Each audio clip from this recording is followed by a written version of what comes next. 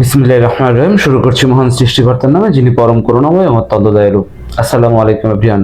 আজকের ক্লাসে স্বাগত জানাচ্ছি আমি সাইফুল্লাহ শান্ত।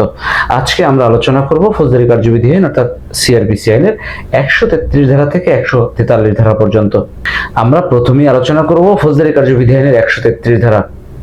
133 ধারায় বলা হয়েছে গণ উপদ্রব অপসারণের আদেশ অর্থাৎ পুলিশ রিপোর্ট অথবা অন্য কোনোভাবে ম্যাজিস্ট্রেট যদি জানতে পারেন যে জনসাধারণের কোনো পথ, খাল, নদীতে গণউপদ্রব হচ্ছে অথবা কোনো ব্যবসার মালপত্র এলাকার জনগণের জন্য স্বাস্থ্য ও আরামের জন্য ক্ষতিকর অথবা কোনো গৃহ নির্মাণ কাজ বিপদ ঘটানোর আশঙ্কা সৃষ্টি করে বা কোনো ঝুঁকিপূর্ণ গৃহ নির্মাণ যার পাশ দিয়ে জনগণের চলাচলের জন্য খুবই ঝুঁকিপূর্ণ, অর্থাৎ জনগণের ক্ষতিকারক এমন কোনো কাজ কোনো ব্যক্তি করছেন অথবা যার নিয়ন্ত্রণে রয়েছে, সেই ব্যক্তিকে উক্ত কার্য হতে বিরত থাকার অথবা উক্ত কার্য অপসারণ করার জন্য ম্যাজিস্ট্রেট তাকে আদেশ দিতে পারেন। ফৌজদারি কার্যবিধি আইনের 134 ধারায় বলা হয়েছে গণ উপদ্রব আদেশ জারির পদ্ধতি অর্থাৎ সমন জারির পদ্ধতিতে গণ উপদ্রব বন্ধের আদেশ জারি করা যায় অথবা সংবাদপত্রে প্রকাশের মাধ্যমে, বিজ্ঞপ্তি দিয়ে, এমনকি যে বাড়িতে এই গণ উপদ্রবকারী ব্যক্তি বসবাস করেন সেই বাড়ির সামনে প্রকাশ্য স্থানে লটকি দিয়েও এই আদেশ জারি করা যায়। ফৌজদারি কার্যবিধি আইনের 145 ধারায় বলা হয়েছে আদিষ্ট ব্যক্তি আদেশ পালন করবে অথবা কারণ দর্শাবে অর্থাৎ যে ব্যক্তির বিরুদ্ধে গণ উপদ্রব বন্ধের আদেশ দেওয়া হয়েছে সেই ব্যক্তি উক্ত আদেশ পালন করবে, এমনকি আদালতে হাজির হয়ে তার কারণ দর্শাবে। ফৌজদারি কার্যবিধি আইনের 136 ধারায় বলা হয়েছে আদেশ পালন না করলে শাস্তি অর্থাৎ যে ব্যক্তির বিরুদ্ধে গণ উপদ্রব বন্ধের আদেশ দেওয়া হয়েছে উক্ত ব্যক্তি গণ উপদ্রব বন্ধ না করেন অথবা আদালতে হাজির হয়ে কারণ না দর্শান, তাহলে উক্ত ব্যক্তি দণ্ডবিধি আইনের 188 ধারা মোতাবেক দণ্ডিত হবেন।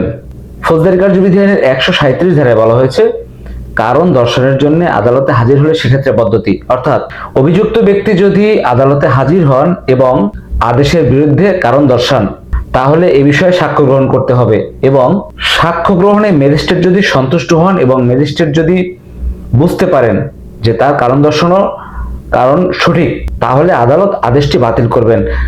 অন্যথায় যদি ম্যাজিস্ট্রেট সন্তুষ্ট না হন তাহলে আদালত আদেশ বহাল রাখবেন।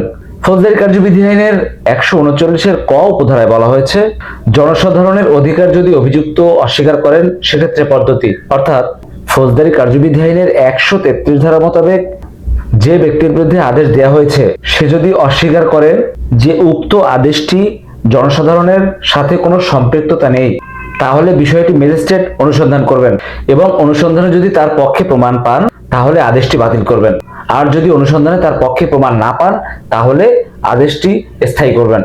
ফৌজদারি কার্যবিধি আইনের 140 ধারায় বলা হয়েছে আদেশ কার্যকর করার পদ্ধতি অর্থাৎ উপদ্রবের আদেশ স্থায়ী হওয়ার পরে যার বিরুদ্ধে আদেশ দেওয়া হয়েছে তাকে নোটিশ দিয়ে নির্ধারিত সময়ের মধ্যে আদেশ কার্যকর করার নির্দেশ দিতে হবে এবং তাকে জানাতে হবে যে আদেশ অমান্য করলে তিনি দণ্ডবিধি আইনের 188 ধারায় দণ্ডিত হবেন। তবে তিনি যদি আদেশ অমান্য করেন তাহলে ম্যাজিস্ট্রেট উক্ত সম্পত্তি অথবা মালামাল অপসারণ করতে পারবেন এবং উক্ত সম্পত্তি প্রয়োজনে তা ক্রয় করে বিক্রয় করতে পারবেন। ফৌজদারি কার্যবিধি আইনের 142 ধারায় বলা হয়েছে তদন্ত সাপেক্ষ নিষেধাজ্ঞা অর্থাৎ ম্যাজিস্ট্রেট যদি মনে করেন কার্যবিধি আইনের 133 ধারা মোতাবেক যে আদেশ গণউপদ্রবকারীর বিরুদ্ধে দিয়েছিলেন, যদি মনে করেন ম্যাজিস্ট্রেট যে উক্ত আদেশের ফলে জনসাধারণের কোনো ক্ষতি হতে পারে বা জনসাধারণের কোনো বিপদের আশঙ্কা রয়েছে যা দ্রুত অপসারণ করা প্রয়োজন, তাহলে ম্যাজিস্ট্রেট তাৎক্ষণিক যে আদেশ প্রয়োজন মনে করেন সেই আদেশ দিতে পারেন। ফৌজদারি কার্যবিধি আইনের 143 ধারায় বলা হয়েছে ম্যাজিস্ট্রেট গণ উপদ্রব পুনরাবৃত্তি করা বা অব্যাহত রাখা নিষেধ করতে পারেন বা গণ উপদ্রব বন্ধ করার জন্য আদেশ দিতে পারেন। চলে যাচ্ছি কিন্তু যাচ্ছি না, দেখা হবে পরবর্তী ভিডিওতে। সেই পর্যন্ত ভালো থাকবেন, সুস্থ থাকবেন সেই প্রত্যাশায় আজকের মতো এখানেই বিদায় নিচ্ছি। আসসালামু আলাইকুম।